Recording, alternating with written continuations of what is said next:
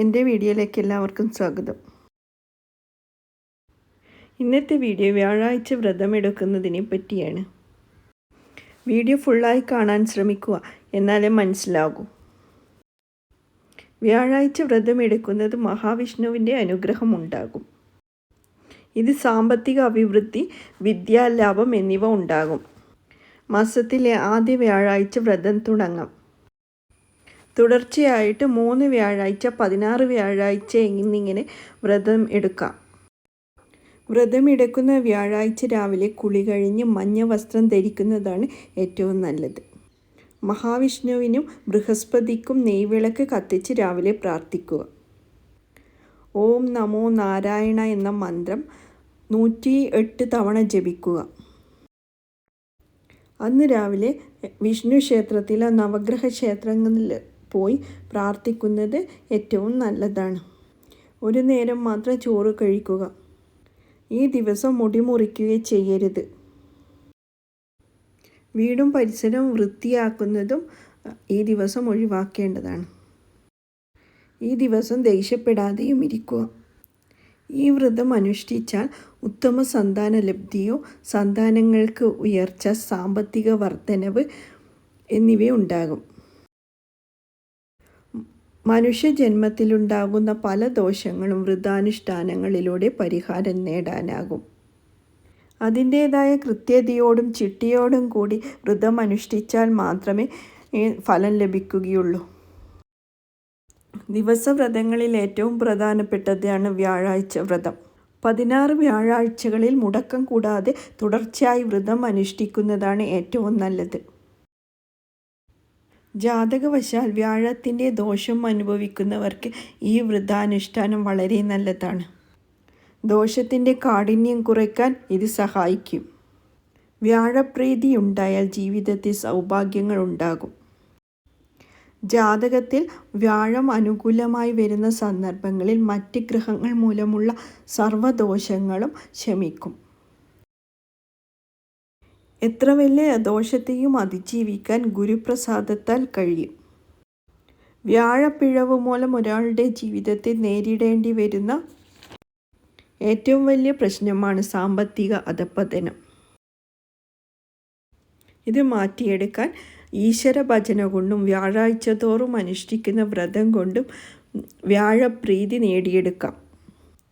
ഇതിലൂടെ സാമ്പത്തികമായുണ്ടാവുന്ന ദോഷഫലങ്ങൾ ഒരു പരിധിവരെ കുറയ്ക്കാൻ കഴിയും. മഹാവിഷ്ണു, ശ്രീരാമചന്ദ്രൻ, ബൃഹസ്പതി തുടങ്ങിയവർക്ക് പ്രാധാന്യമുള്ള ദിവസമാണ് വ്യാഴാഴ്ച. അതുകൊണ്ട് അന്നേ ദിവസം നെയ്വിളക്ക് കത്തിച്ച് പ്രാർത്ഥിക്കുന്നത് ഏറ്റവും നല്ലതാണ്.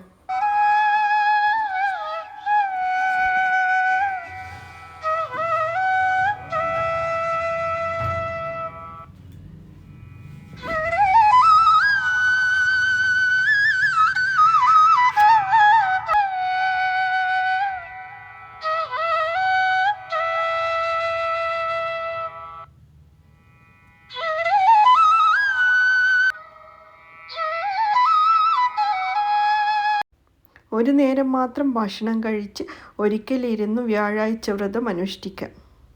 ഏത് വ്രതത്തെയും പോലെ മനഃശുദ്ധിയും ശാരീരികശുദ്ധിയും വാക്ശുദ്ധി എന്നിവ വ്യാഴാഴ്ച വ്രതത്തിലും പാലിക്കണം. ഈ ദിവസങ്ങളിൽ വിഷ്ണു സഹസ്രനാമം ജപിക്കാവുന്നതാണ്. രോഹിണി, അത്തം, തിരുവാതിര നക്ഷത്രക്കാർ പ്രത്യേകിച്ചും മഹാവിഷ്ണുവിൻ്റെ കടാക്ഷമുള്ളവരാണ്. ഇവർ വ്രതം നോക്കുന്നത് എന്തുകൊണ്ടും ഏറെ ഗുണം നൽകുന്നതാണ്. ഇതിനായി വടമാല, വെറ്റിലമാല, അവൽ നൈവേദ്യം എന്നിവ സമർപ്പിക്കാവുന്നതാണ്. വ്യാഴം അനുകൂലമില്ലെങ്കിൽ വിദ്യാർത്ഥികൾക്ക് വിദ്യാസംബന്ധമായ മുടക്കങ്ങൾ നേരിടേണ്ടി വരും. അതുകൊണ്ട് വിദ്യാർത്ഥികൾക്കും വ്യാഴാഴ്ച വ്രതം എടുക്കാവുന്നതാണ്. പ്രായഭേദമന്യേ ആർക്കും വ്യാഴാഴ്ച വ്രതം എടുക്കാവുന്നതാണ്. 16 വ്യാഴാഴ്ചകൾ തുടർച്ചയായിട്ട് വ്രതം അനുഷ്ഠിക്കുക. വ്യാഴദോഷം നീങ്ങിക്കിട്ടും. ഭഗവാൻ വിഷ്ണുവിന് ഏറ്റവും പ്രാധാന്യമുള്ള ദിവസമാണ് വ്യാഴാഴ്ച. ഭാഗ്യമുണ്ടെങ്കിൽ മാത്രമേ ജീവിതത്തിൽ സത്ഫലങ്ങൾ അനുഭവത്തിൽ വരൂ. മറ്റു ഗ്രഹങ്ങളെല്ലാം അനുകൂലമാണെങ്കിൽ വ്യാഴത്തിൻ്റെ സ്ഥിതി ദോഷകരമെങ്കിൽ ഗുണഫലങ്ങളൊന്നും അനുഭവത്തിൽ വരില്ല. വ്യാഴം പിഴച്ചാൽ സർവ്വതും പിഴച്ചു എന്നാണല്ലോ.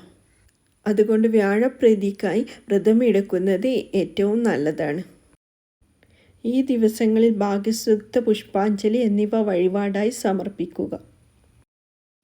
സന്താനങ്ങളുടെ അഭിവൃദ്ധിക്കായി തൃക്കൈവെണ്ണ, തൃമധുരം എന്നിവ കഴിക്കാവുന്നതാണ്. വ്യാഴാഴ്ച വ്രതമെടുത്ത ഈ ദിവസങ്ങൾ വിഷ്ണു സഹസ്രനാമം ജപിക്കുന്നത് ഏറ്റവും നല്ലതാണ്.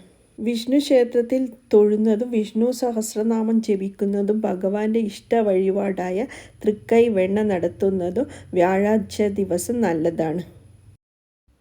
വ്യാഴപ്രീതി ഉണ്ടായാൽ മാത്രമേ ജീവിതത്തിൽ സൗഭാഗ്യങ്ങൾ ഉണ്ടാകൂ.